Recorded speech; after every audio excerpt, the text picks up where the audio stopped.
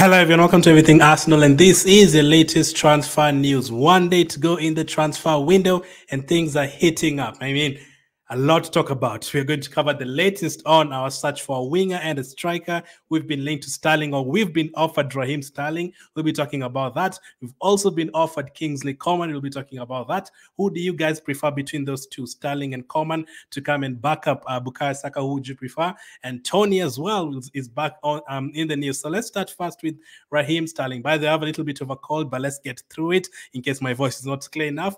Let's start with Raheem Sterling. So this has just been reported a couple of hours ago. Miguel Delaney says Arsenal have been offered both Coman and Sterling and are weighing up a deal but are willing to keep options open for Friday. Arteta likes Sterling, but he would need to settle contract issues with Chelsea and take a wage cut. So let's start with Raheem Sterling. Now, this is a difficult one. First of all, would you guys want Sterling at Arsenal? Yes or no? Do you think it's finished? Do you think it would be a bad idea to get Raheem Sterling, even with the wage cut? How do you think? What do you think of Raheem Sterling as a player? Now, Raheem Sterling from Man City was absolutely incredible. Like him and Sané, that combination when he was playing with David Silva and Aguero, Raheem Sterling was absolutely incredible. Now, since signing for Chelsea, he's not been it at all. Like Jesus has done for Arsenal way more than what Sterling has done for Chelsea. They were signed in the same transfer window. It hasn't worked out for him at Chelsea, and he's basically been banished. The coach has said, no, he's not going to play for me. You need to go, otherwise you're not going to play a single game. So he needs to leave. Now, we've had Man United have been linked to him. We've had, which is that team? There's another team that's been linked to me, I think Aston Villa. And now Arsenal, they've offered Sterling to Arsenal. Now, would you guys want Sterling at Arsenal? It depends. The age. How old? I don't think Sterling is that old. I don't think he's even 30 yet. So he's still like heading close to that though. His wages at Chelsea are pretty high. So if he was going to take a wage cut, I might consider it. But for me, I really, really want a forward player. Now, Sterling, he was, during his best years at Man City, he was playing on the right side. So he can come in and back up Saka. He can also play on the left side. Yes, but would he be the answer for us? So, like, would you be happy if Sterling came to us or you didn't sign any other winger and Sterling was the guy who got to back up Saka and to back up Martinelli and Trossard on the left side? It's a really tough one. It's a really tough one. So I'll be giving you guys my thoughts of Sterling, but let's go to Kingsley Coman as well, because this is another guy we've been offered. He's going to be one of them probably for our wingers. So according to Sammy Mikel, Arsenal have explored a soup for Bayern Munich winger Kingsley Coman ahead of Friday's transfer deadline. So remember yesterday's video, I told you guys Sky Sports Set reported that there's an English team that wants Kingsley Coman, and I told you guys I'm pretty sure it's Arsenal because it's Arsenal who's been linked to him before. I can't see him going to the other teams. Maybe a Man City or someone, but all the other teams, I think they're sorted in those positions, and they wouldn't really go for him. So Sammy Mikel reported that today, and from Alex Crook, Bayern Munich winger Kingsley Coman has been offered to Arsenal. TalkSport understands. Bayern are keen to get Coman off their wage bill, and Arsenal would consider bringing in another player before the transfer deadline on Friday. Now, it's a case of comparing the two.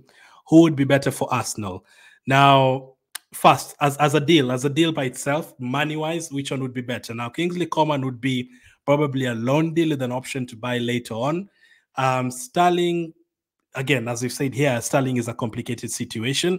Contract issues with Chelsea. Are they going to cancel his contract? Is he going to end up joining us on a free? Are we going to buy him cheaper or whatever?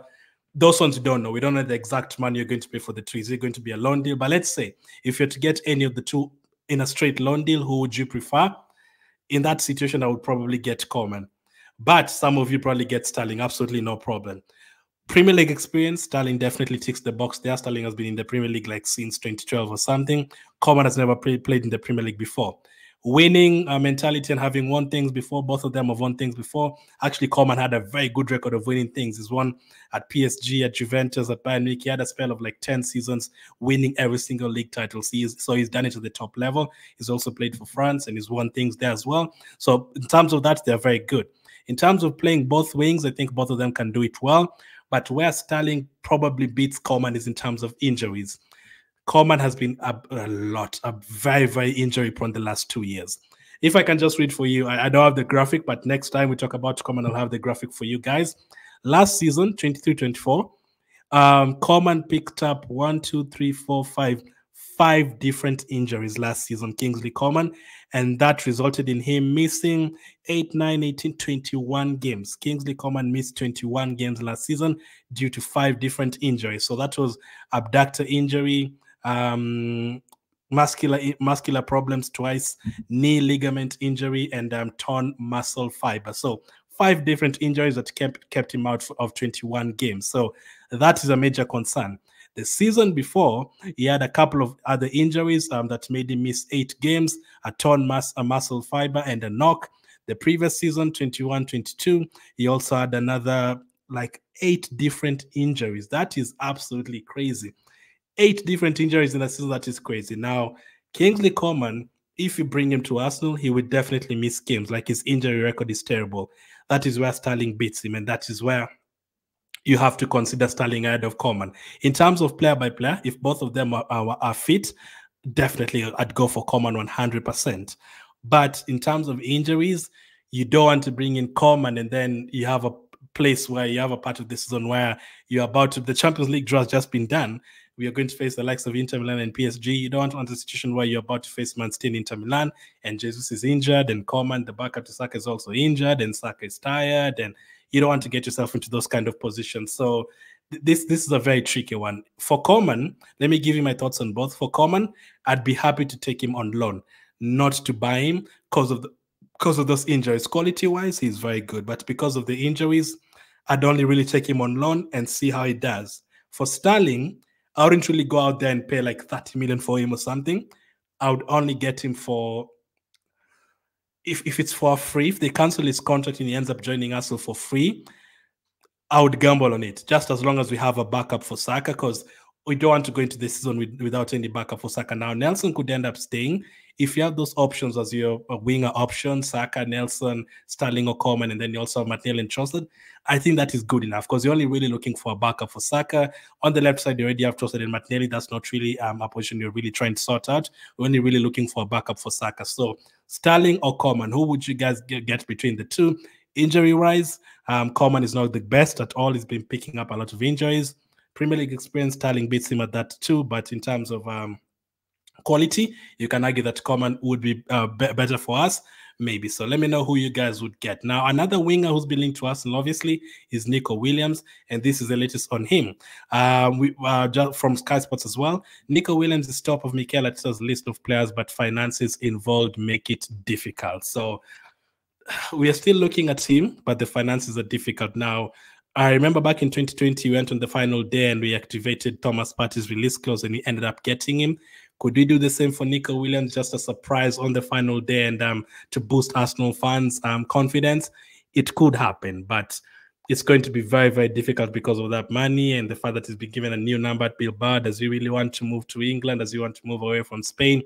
That is a problem. So those are the 3 wingers we're looking at. There's also been rumors about Adingra.